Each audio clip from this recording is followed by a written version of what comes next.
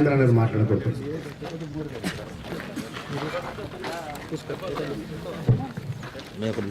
సభకు నమస్కారం. 10 జిల్లాల నుంచి వచ్చిన క్రీడాకారులకు శుభాకాంక్షలు తెలియజేస్తూ,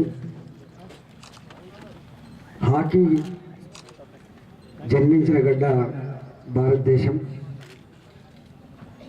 అందులో మన గడ్డ నుంచి భారత కీర్తి పతాకాన్ని ఎగరేసినటువంటి ముద్దుబిడ్డ ముఖేష్ గారు ఉన్నారు. తెలంగాణ రాష్ట్రం ఒక కొత్త చరిత్రని రాయాలని ప్రయత్నం చేస్తుంది. చిన్న రాష్ట్రమే కావచ్చు కాక,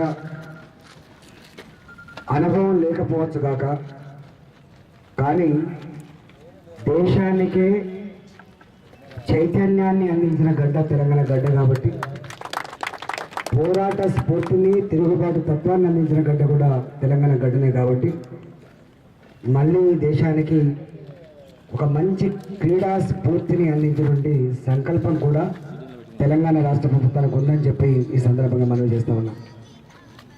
ఇప్పటికే మీకు తెలుసు,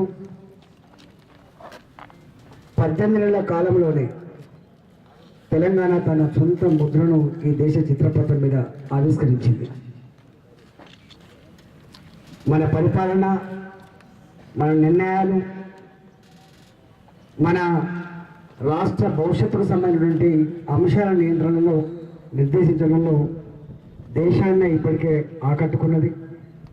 ప్రపంచంలో ఉన్నటువంటి అనేక మంది రాజకీయ నాయకులకి, వ్యాపారవేత్తలకి, ఇవాళ ఫిలాసఫర్స్కి తెలంగాణ రాష్ట్రం మీద, తెలంగాణ రాష్ట్రంలో జరుగుతున్న పనుల మీద చాలా ఆసక్తి ఉందనేది మనం కనపడతా ఉంది. ఒకనాడు వీళ్ళ ముఖాలకు పరిపాలించుకునే నైపుణ్యం ఉంటుందా, వీళ్ళకంత ఓపిక ఉందా, వీళ్ళంతా నిజాంకు వారసులు కదా, వీళ్ళు లేచేది 10 గంటలకు కదా, వీళ్ళు పనిచేసేది ఎక్కడ అనేటువంటి ఒక భావన మన గుండెల్లో ఇప్పటికీ అవి కూర్చుకొని ఉన్నాయి. ఇవాళ అలాంటి స్థాయి నుంచి ఒక గొప్ప స్టేబుల్ గవర్నమెంట్, ఒక గొప్ప విజన్ ఉన్న గవర్నమెంట్ మనం ఇప్పటికే దేశానికి అందించడం.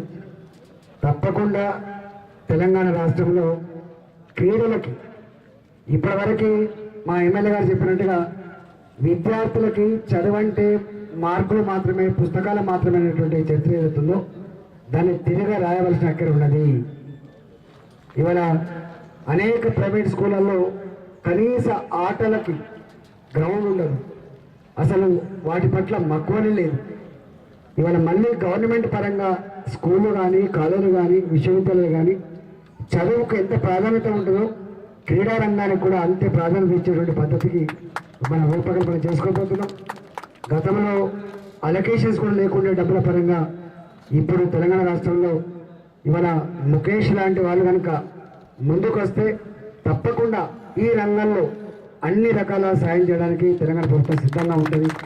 ఒక హాకీ రంగమే కాకుండా మన మన జిల్లాలలో, మన గ్రామాలలో ఆడుకునేటువంటి అనేక ఆటలు కూడా ఉన్నాయి. వాటి కూడా మనం మళ్ళీ పునరుద్ధరించాల్సిన అక్కర ఉన్నది. ఇప్పుడు దాకా మనం అవన్నీ మన పాత సాంప్రదాయాన్ని, గొప్ప గొప్ప సంస్కృతిని మనం విడనాడినాం. మళ్ళీ ఆ ఓల్డ్ ఈజ్ గోల్డ్ అనే పద్ధతిలో పుట్ట మళ్ళీ వాటిని ఆవిష్కరించుకొని వాటిని ఆచరిస్తామని చెప్పి తెలియజేస్తూ, ఇవాళ దీనికోసం నిరంతరంగా పనిచేసినటువంటి క్రీడా అభిమానులకి, ఇంతమంది అమరేంద్ర గారు చెప్పినట్టుగా నిజంగానే తెలంగాణలో ఏదైనా గొప్ప కార్యక్రమం అంటూ మొదలు పెడితే అది కరీంనగర్ నుంచి మొదలుపెట్టడం, అది సక్సెస్ అయింది.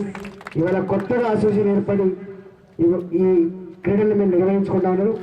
డెఫినెట్గా ఇది అభివృద్ధి, మళ్ళీ దేశ క్రీడా రంగాన్ని ఆకర్షించే దాంట్లో ముందు నిలుస్తామని చెప్పి, నిలవాలని చెప్పి మనస్ఫూర్తి కోరుకుంటూ మీ అందరూ శుభాకాంక్షలు తెలుసుకున్న జై తెలంగాణ.